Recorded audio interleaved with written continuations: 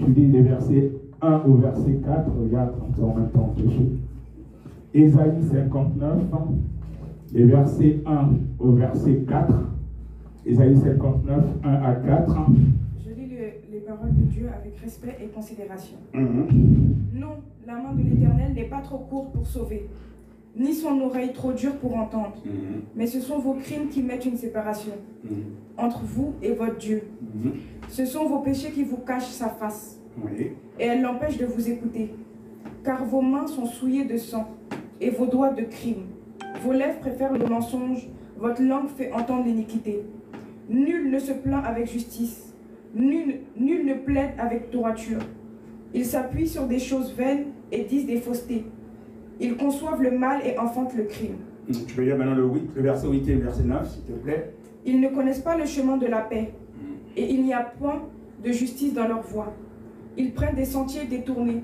Quiconque y marche ne connaît point la paix. Le verset 9. C'est pourquoi l'arrêt de délivrance est loin de nous, et le salut ne nous atteint pas. Nous attendons la lumière, et voici les ténèbres. La clarté, et nous marchons dans l'obscurité. Amen. Sois béni. Amen. On va continuer avec le psaume 91. Si le serviteur Joseph peut venir lire pour nous aussi. Le psaume 91. Le psaume 91.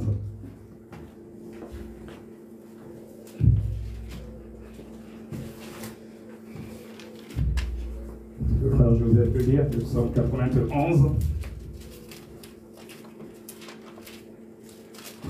Je lis la parole du Seigneur avec respect et considération. Tu prends le micro. Celui qui habite sous l'abri du Très-Haut repose à l'ombre du Tout-Puissant.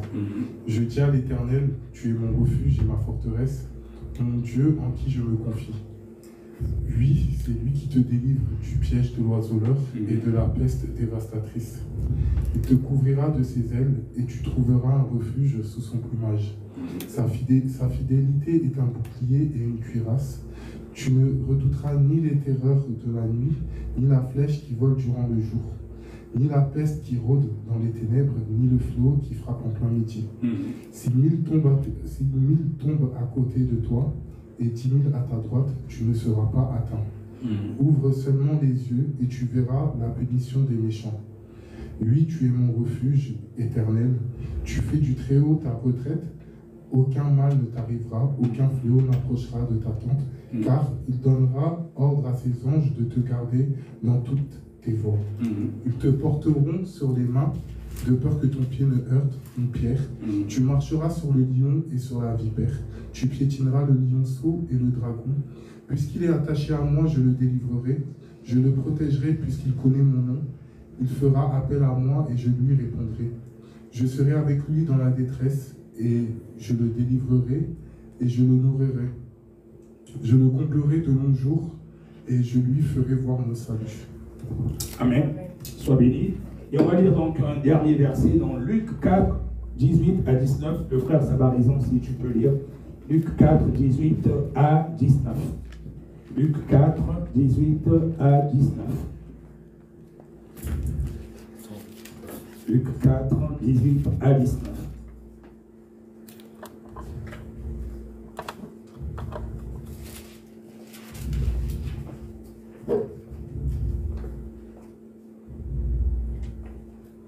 Je lis la parole au nom de Jésus. Luc 4, 18 jusqu'à 19.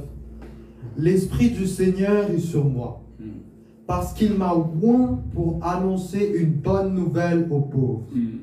Il m'a envoyé pour guérir ceux qui ont le cœur brisé, pour proclamer aux captifs la délivrance et aux aveugles le recouvrement de la vue, pour renvoyer libres les opprimés, pour publier une année de grâce du Seigneur.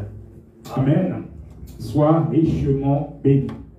Alors, donc, il y a quelque chose, il y a un mot qui ressort dans tout ce que nous venons de lire, que ce soit dans Ésaïe 59, quand nous avons lu les 4 premiers versets, et surtout le 9e verset où on dit, c'est pourquoi l'arrêt de délivrance est loin de nous, et le salut ne nous atteint pas. Nous attendons la lumière et voici les ténèbres. La clarté et nous marchons dans l'obscurité. Là, on parle de la délivrance et dans Ésaïe 59, on nous montre que c'est le péché qui nous éloigne de Dieu et qui empêche justement notre délivrance.